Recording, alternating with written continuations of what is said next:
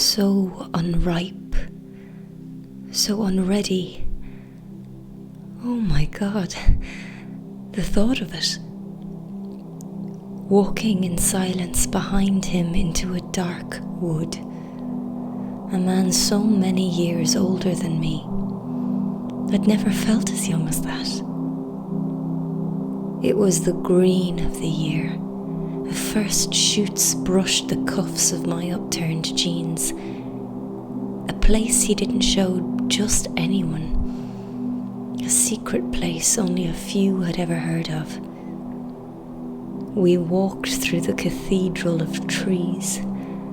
I felt verdant eyes blinking down on me, watching from ancient places.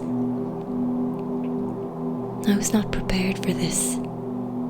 There was a strange undulation on the forest floor, as if the earth had been carved out. A wild place forced to comply over hundreds and hundreds of years. I'd heard stories of men in vines and leaves, stag horns and heavy leather, up to strange rites in forgotten places. I never heard of girls going there. I wondered why he wanted to show me this. I knew his sister while she was alive, and she was kind and quick and smart. Maybe he missed her so much he wanted to spend time with me. I knew they had been really close, and sometimes in my dreams I could speak to her. I'd ask her about the oak wood and her much older brother and the men who danced in leaves. I never told her that the first time I met him, the chain around my neck broke. The heart-shaped locket fell into my hands, or that the first 2 words in my head when our eyes met were, "Have me." A heart unchained. That's what he said. Taking the locket from my hands, I felt very naked with it, the weight of it on my neck. But for the first time I could feel the breeze across my throat. I guess he kept it. I haven't seen it since. Legend tells of a time when a girl would be ready to be introduced to the deeper mysteries. She would be taken to a sanctuary, washed, pampered and fussed over by all the women she knew. They would touch and tickle her, tease and arouse her, make her curious to discover more. All those women, they would do this, making it all a kind of game, a sort of sacred petting party, easing her over the threshold to move into the house. Literally, a house. They'd walk her into town all in white and flowers and music. People would lay fruit at her feet and cheer and cry. She'd be brought to the center of the circle, the big stones that witness everything, the timekeepers, the star gatherers, the blue stone giants holding the sun and the moon in their circle, and there would be a little red house. A little red house. The men would be off with the boys, deep in the caves, rattling old bones, banging drums high off their heads after days of fasting. Only one way to make a boy a man. You tear them away from the arms of their mothers, shove weapons in their hands, isolate them in the darkness, bring them to the edge of their courage. Boys need to die, in one way or another, to be men. And they have to be men if they want to come to the little red house and find a maiden there. I guess they need to get all that destruction out of their system. Girls just have to bleed to see death on their hands each month. Death and life, life and death. The body does it for the girls. Their death waits in the little red house, ready or not.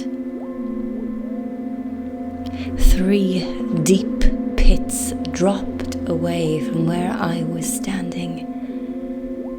I felt drawn to the bottom of them, mossy, dark and smooth, little rooms I could snuggle in, safe as the grave. It was so quiet. Not even the leaves rustled, as if the wood was holding its breath. He took my hand and led me to the edge. This is where we trap the stag. Did he mean stag? His voice suggested it could mean a man.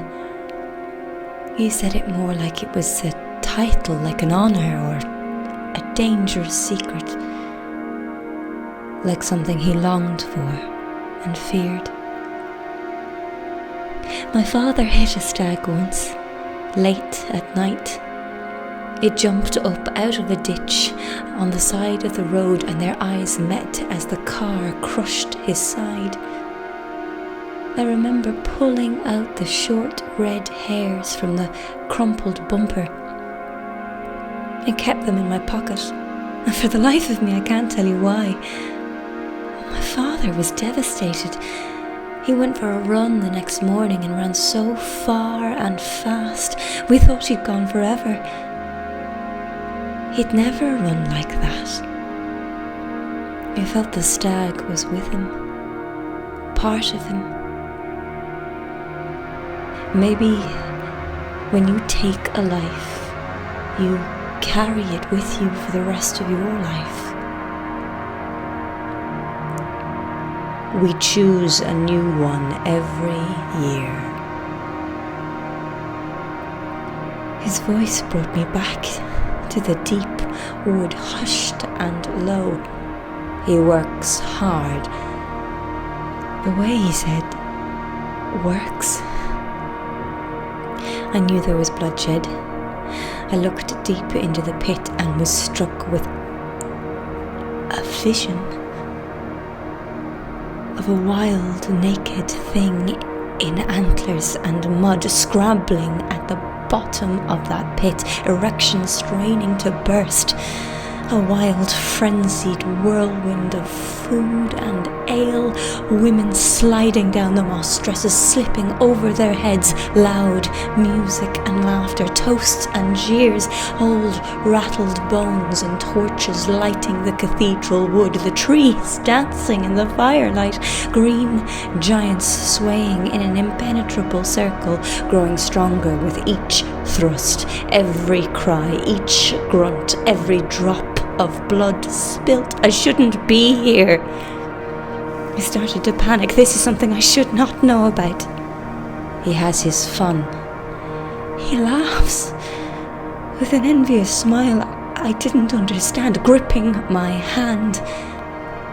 I could feel his pulse throbbing in his wrist. His breath was heavy. His eyes were wide. He smiled at me, teeth clenched. But he needs to save his strength if he wants to get out. He's laughing. I can't tell if he's angry or aroused. He's staring deep into the pit. I could feel a pulse within me too, but from a deeper place. My knees felt weak, about to give way. He crushed my hand and I clung to the dark green sleeve of his canvas jacket. The pit groaned before me. I wanted to get out and get in. The light was fading. The night was falling on the forest. The shadows were growing deeper. I was repulsed and compelled. The moss was so slick at the edge of the pit. One step more, and that's all it would take to slide into that slippery velvet darkness forever.